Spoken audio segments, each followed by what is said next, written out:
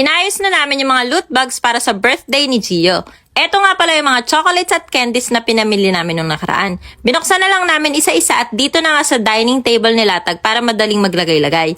Loot bucket nga pala tong gamit namin at 25 pesos ang isa at maganda yung quality at mare-reuse pa ng mga makakatanggap. Inumpisahan ko na nga ilagay itong mga chocolates. Ayan, merong Bounty, Hershey's Cookies and Cream, Flavored Kit Kat, 2 Kisses White, Yellow Toblerone, Smarties Minis, M&M Minis, Kit Kat na Red, Blue Kisses, Apollo, Black Toblerone, White Toblerone, Maltesers, Hershey's Cookies and Cream ulit, Milky Way, Baby Ruth, Butterfinger, Twix Minis, Nerds, Mr. Good, Reese, isa pa ulit Kisses na White, 10 pieces na Tootsie Roll, Bebeto Bears, Double XL Chupa Chups Lollipop at Yogu. Inayos muna namin bago takpan. Eto pa yung isang maganda dito sa bucket dahil meron siyang seal-proof na takip.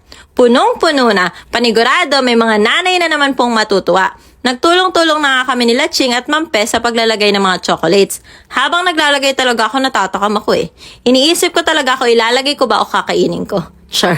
Napakasarap naman kasi talaga, 'di ba? Na kahit mga matatanda, matutuwa talaga. Gaya nga ng lagi ko sinasabi, tuwing may birthday yan, eto talagang pag-aayos ng loot bags yung isa sa pinaka-excited akong gawin. At talagang pinaghahandaan namin to dahil minsan lang naman to, kaya gusto namin yung matutuwa talaga yung mga kids sa mga makukuha nila.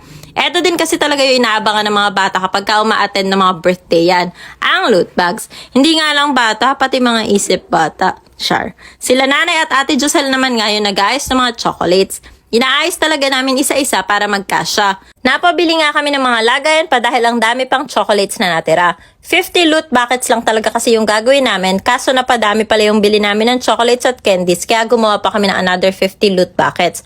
O diba, na doble yung gagawin lang talaga namin. Sulit na sulit to sa birthday ni Gio. Pagkatapos nga namin maglagay, ginupit ko naman tong mga stickers na pinagawa namin. Meron lang naman siyang picture at thank you for coming na nakalagay.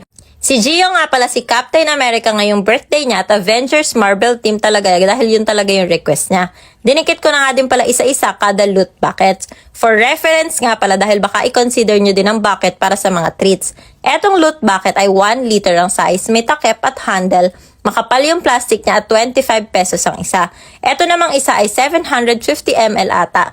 May takip pero walang handle. Manipis nga lang pala to dahil para lang siyang microwavable ganun. Pero nasa 7 pesos lang ang isa. Pagkatapos kong lagyan lahat ng stickers, sinalansan ko muna silang lahat dito sa lamesa dahil nagpabili pa ako ng paglalagyan nila. Tsaka ang ganda lang nilang tignan pag sama-sama. Nakakatakam. Sinong gustong makatanggap? Sure. Ready na kami para sa 3rd birthday ni Gio. See you!